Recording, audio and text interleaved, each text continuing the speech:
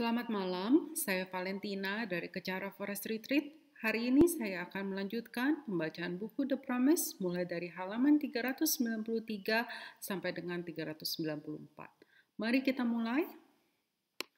Ini adalah cover dari buku The Promise, biografi guru saya, His Eminence, Tem Rinpoche. Di sini adalah kesan dari Venerable Ani Lobsang Drolma dari Wihara Thubten Darjeeling di Los Angeles. It was very difficult for Rinpoche because he wanted to be with Geshe-la 24/7 and serve him all the time, but he couldn't. In Los Angeles, you need to eat, and to eat, you need to go make money. So he had to work when he was at the center. Whatever little money he brought in, he gave it to the center because he was living there, and he brought food for everybody with it. He shared, and he always shared. Pada saat Tem Rinpoche hidup di Thubten Darjeeling, sebetulnya keadaan sangat sulit bagi Tem Rinpoche karena Tem Rinpoche ingin melayani Geshe-la setiap hari, ya, tetapi dia tidak bisa melakukan hal ini karena di Los Angeles kamu harus makan, dan untuk makan kamu harus pergi bekerja dan mendapatkan uang. Jadi Tem Rinpoche harus bekerja ketika dia masih di wihara ini, dan berapa sedikitnya pun uang yang dia bawa, dia selalu memberikannya kepada wihara karena dia tinggal di sana, dan dia selalu membeli makanan bagi semua orang. Dengan uangnya, dia selalu berbagi dan berbagi. He was very generous and giving. He would give you the shirt off his back. One time, we had a little retreat and I got sick. It was cold, and the only person who took care of me, who was interested in me, was Rinpoche. And I wasn't a nun at that time. Rinpoche came. He brought me tea, brought me food, brought me blankets to warm me up. He took care of me. Only him, nobody else. Nobody told him to. You know, Geshe-la didn't tell him to wait on me or to see what I needed. Nobody had to tell him what to do. He knows, and he has the instinct to help you out. Tem Rinpoche sangat murah hati dan suka berbagi. Dan dia tidak akan sungkan untuk memberikan baju yang dikenakannya.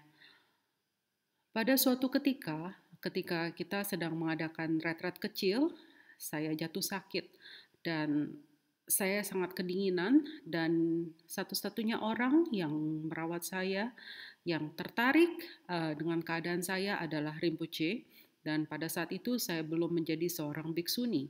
Rinpoche datang, dia membawakan saya teh, membawakan saya makanan, membawakan saya selimut untuk membuat saya hangat. Dan Tem Rinpoche benar-benar merawat saya. Hanya dia dan tidak ada orang lain lagi. Tidak ada orang yang menyuruh dia untuk menolong saya, dan Geshe-la juga tidak memintanya untuk menjaga saya dan untuk melihat apa yang saya butuhkan. Tidak ada yang mengatakan atau memerintahkan kepada Rinpoche apa yang harus dilakukannya. Dan dia mengetahui apa yang harus dia lakukannya dengan instingnya, dan dia akan menolongmu. He was very compassionate. Through his loving kindness, he treated people like they should be treated, whether you were bad or good. He had no indifference to you. If you were mean or something, he still found compassion in you. He never fought with anybody. Tem Rinpoche sangat pengasih, ya, dan dia selalu memperlakukan orang lain sebagaimana mereka harus diperlakukan. Tidak peduli apakah orang itu baik atau jahat. Dan dia juga selalu peduli padamu. Bahkan bila orang tersebut sangat kejam, ya, dia selalu masih mengasihi orang tersebut. Dan Rinpoche tidak pernah bertengkar dengan orang lain. Rinpoche never told me he wanted to be a monk, but I do know that he had it in him. There was something in him that was leading him to the Dharma. And of course, when you go into Dharma like that, you want to become a monk. I could feel that in him, and there wasn't anything he lacked when he wanted to serve Geshe-la. Sam Rinpoche tidak pernah mengatakan kepada saya bahwa dia ingin menjadi seorang biksu, tetapi saya tahu bahwa Sam Rinpoche mempunyai kecenderungan untuk menjadi seorang biksu. Dan ada suatu hal dalam dirinya yang membawanya kepada Dharma. Dan tentu saja, bila kamu sangat tertarik kepada Dharma seperti itu, Anda ingin menjadi seorang biksu, dan saya bisa merasakannya. Dan dia tidak kekurangan suatu apapun, dan dia selalu melakukan semua hal dengan baik ketika melayani Geshe-la. He told Geshe-la that he wanted to be his attendant, and Geshe-la said okay and laughed, because Geshe-la was the kind that would get up and do things for himself. But Rinpoche really went and did a lot of work for Geshe-la. He even anticipated what Geshe-la wanted or needed. He never said no to Geshe-la. Not once did he refuse to do something. Sam Rinpoche mengatakan kepada Geshe-la bahwa dia ingin melayaninya dan menjadi asistennya. Dan Geshe-la setuju dan tertawa karena Geshe-la adalah seorang yang mandiri dan suka melakukan hal-hal secara mandiri. Tetapi Rinpoche selalu melakukan banyak pekerjaan untuk Geshe-la dan dia bahkan mengantisipasi apa yang dibutuhkan atau diinginkan oleh Geshe-la. Geshe-la di sini adalah Geshe Sultim Gyaltsen. Dan Sam Rinpoche tidak pernah menolak Geshe-la dan dia tidak pernah menolak untuk melakukan apapun untuk Geshe-la. So Rinpoche served Geshe-la very, very well. You can just imagine him doubling that for His Holiness Song Rinpoche. Rinpoche was there 24/7 to help serve Song Rinpoche, feed him, take care of him, help him with whatever he needed. Everyone wanted to help Song Rinpoche, but they couldn't serve Song Rinpoche like that, and you could tell that he did it out of love. Jadi Sam Rinpoche melayani Geshe-la dengan sangat baik, dan kamu bisa melipat gandakan hal ini bila membayangkan bagaimana dia melayani His Holiness yang tersuci Song Rinpoche. Sam Rinpoche selalu siap 24 jam untuk melayani Song Rinpoche, memberikan beliau makanan, menjaganya dan merawatnya, dan juga membantunya dengan apapun yang dibutuhkan oleh Song Rinpoche.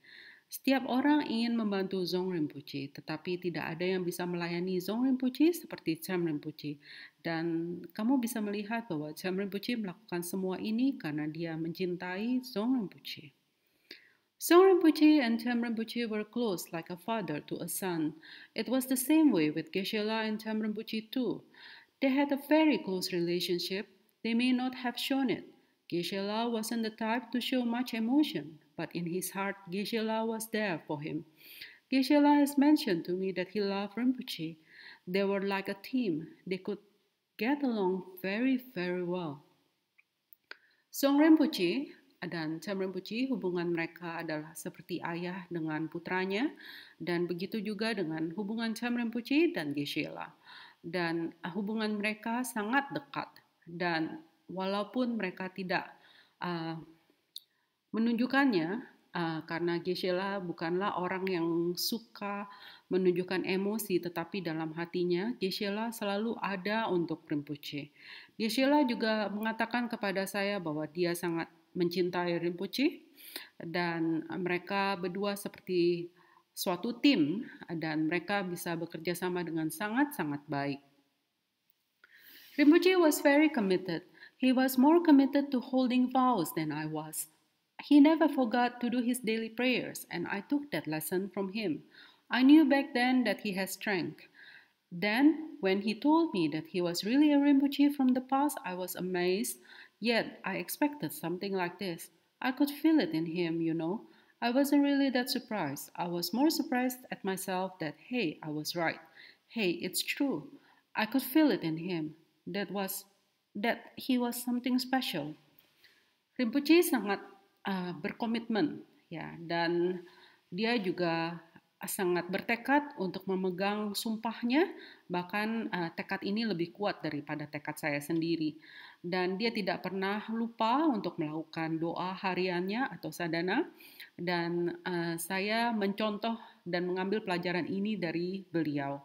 Dan saya juga tahu bahwa dia memiliki kekuatan yang sangat besar, dan ketika Sam Rinpoche mengatakan pada saya bahwa dia adalah seorang Rinpoche, saya kagum, tetapi saya sudah mengira bahwa akan hal ini, dan saya bisa merasakan hal ini pada dirinya. Kamu tahu, jadi sebetulnya saya terkejut bahwa saya benar, dan ini adalah benar, dan saya bisa merasakan hal ini bahwa dia memiliki sesuatu yang sangat spesial. He was so driven that there must be something driving him from his past life to be able to do this. He is a human being, but he is a very high being. Whenever I saw him, I would think he's a living Buddha. Jadi Rinpoche selalu sangat berambisi terhadap Dharma, dan seperti ada sesuatu yang mendorongnya dari kehidupannya yang lampau. Dan meskipun Rinpoche adalah manusia, tetapi dia adalah seorang manusia yang sangat spesial. Dan bila mana saya melihat atau bertemu dengan beliau, saya akan berpikir bahwa ini adalah seorang Buddha hidup. Jadi itu adalah kesan dari Venerable Ani Lobsang Droma. Jadi dengan sampainya kita pada halaman 393 dan 394 ini, saya akan akhiri recording hari ini, dan sampai jumpa lagi pada kesempatan berikutnya. Terima kasih.